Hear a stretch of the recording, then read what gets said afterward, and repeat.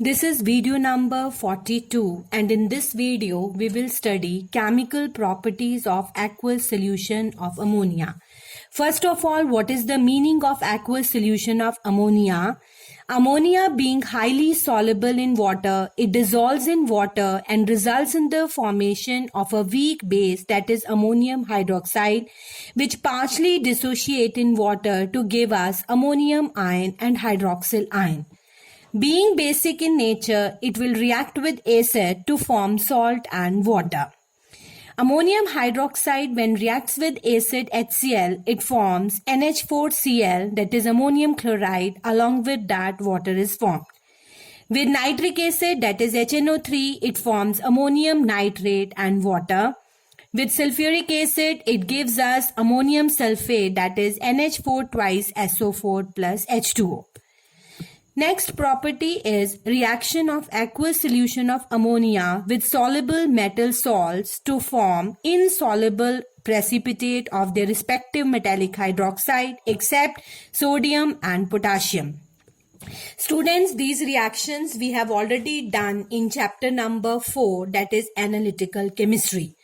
Different salts give different colors, and in excess either they are soluble or insoluble. For example, green color ferrous sulfate with ammonium hydroxide forms dirty green ferrous hydroxide, which is insoluble in excess.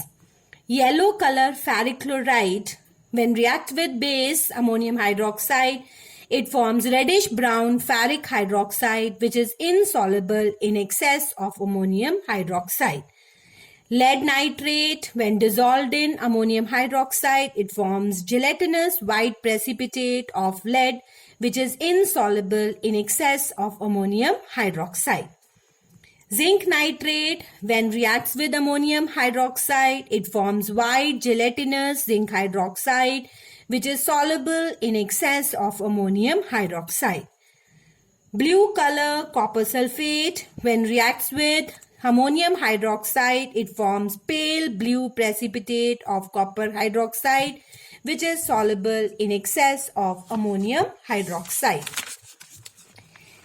Next topic is test for ammonia gas and ammonium ion. Ammonium gas can be recognized by its characteristic odor, and being basic in nature, it turns red litmus blue and natural indicator turmeric paper brown, and phenolphthalein solution it remains pink. Third test is with hydrogen chloride, it forms white dense fume of ammonium chloride. When ammonia gas is passed through blue color copper sulfate, it changes to deep blue solution, which is soluble in excess of ammonia. Next is all ammonium salts, when decompose, it produces ammonia gas when warmed with alkali like sodium hydroxide. And smell of ammonia gas can be recognized easily as it has a pungent smell. Last test is when ammonia gas is passed through Nessler's solution, that is, which is an alkaline solution of potassium mercuric iodide made by adding potassium hydroxide, it turns brown color, or it gives brown color when ammonia gas is passed through the Nessler's reagent. Next topic is uses of ammonia. All the uses of ammonia are not there in the syllabus, only few are there, so that we will do.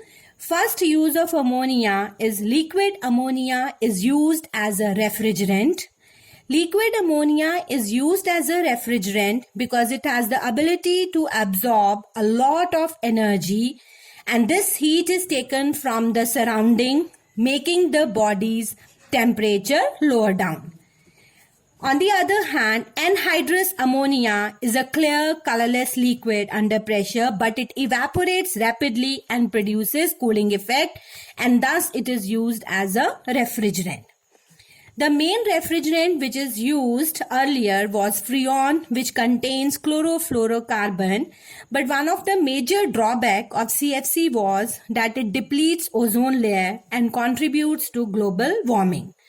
Chlorofluorocarbon in the presence of UV light decompose to give us difluorochlorocarbon, and along with that free radical, that is chlorine, is formed. This free radical chlorine combines with ozone and decomposes to give us oxygen, and this causes the depletion of the ozone layer. Chlorine monoxide further reacts with the nascent oxygen and produces free chlorine radical, which destroys the ozone, and this process continue giving rise ozone depletion. So as you know, ozone is very important to us as it prevents us from skin cancer. Moreover, it absorbs the harmful UV rays coming from the sun. Now, what are the advantages of using ammonia as a refrigerant? First one is it is eco-friendly. It does not deplete ozone layer and does not contribute towards the global warming. Second is it is thermodynamically stable. That means the energy value is very low and thus it produces or it consumes less electricity.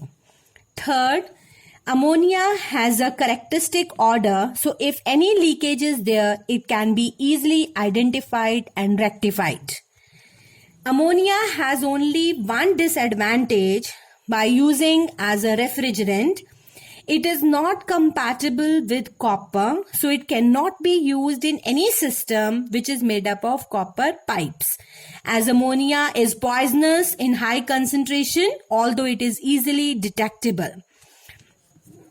Second use which we have to do is aqueous ammonia is used to remove grease and perspiration stains from the clothes. It is also used for cleaning tiles and windows as it dissolves fats, grease, etc. That is why it is used to remove grease.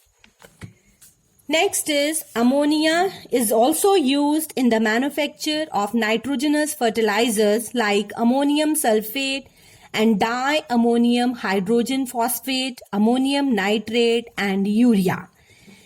Urea can be easily prepared from ammonia by passing carbon dioxide gas through ammonia at 150 degrees Celsius temperature and 150 atmospheric pressure to give us urea, which is a valuable nitrogenous fertilizer.